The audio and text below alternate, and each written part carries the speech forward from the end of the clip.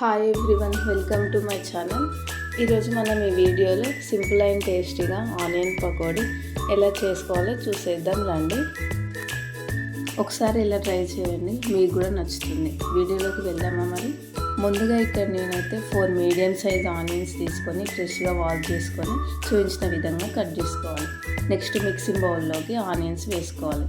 ఆ తర్వాత ఫ్రెష్గా కడిగి పెట్టుకున్న కరివేపాకు, ఫ్రెష్గా కడిగి కట్ చేసి పెట్టుకున్న కొత్తిమీర, నెక్స్ట్ అల్లం వెల్లుల్లి పేస్ట్, వాము, 1.5 table spoon chilli powder, 1/2 table spoon salt వేసుకోవాలి. ఇక్కడ నేనైతే మేము తినే స్పైసీని బట్టి వేసుకున్నా, మీరు తగ్గించుకొని అయినా వేసుకోవచ్చు.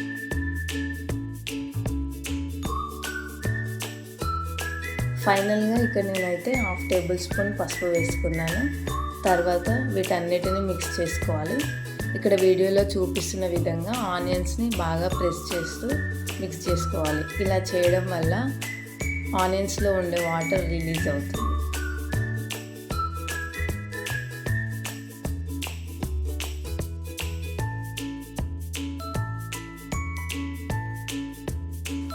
నెక్స్ట్ ఇక్కడ నేను తీసుకున్న బౌల్తో 2 కప్స్ ఆఫ్ శనగపిండిని తీసుకున్నాను. అలా తీసుకున్నాక వాటిని కూడా బాగా మిక్స్ చేసుకోవాలి. చూసారా అండి, కన్సిస్టెన్సీ అనేది ఇలా ఉండాలి. ఇలా వచ్చాక స్టవ్ ఆన్ చేసి కడాయి పెట్టుకొని ఆయిల్ వేడవ్వనివ్వాలి.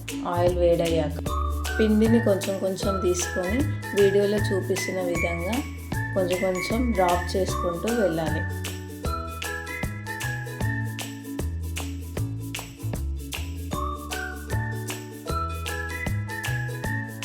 పకోడీ అనేది ఇలా గోల్డెన్ బ్రౌన్ కలర్లోకి వచ్చాక ఒక గిన్నెలోకి తీసేసుకోవడమే. అంతే అండి, simple and tasty onion pakodi ready. ఒకసారి మీరు కూడా ట్రై చేయండి. ఈవినింగ్ టైంలో పిల్లలకి స్నాక్స్లా, వెదర్ కూల్గా ఉన్నప్పుడు చేసుకోవడానికి భలే ఉంటుంది. వీడియో నచ్చిందా మరి? నచ్చితే లైక్, షేర్, సబ్స్క్రైబ్.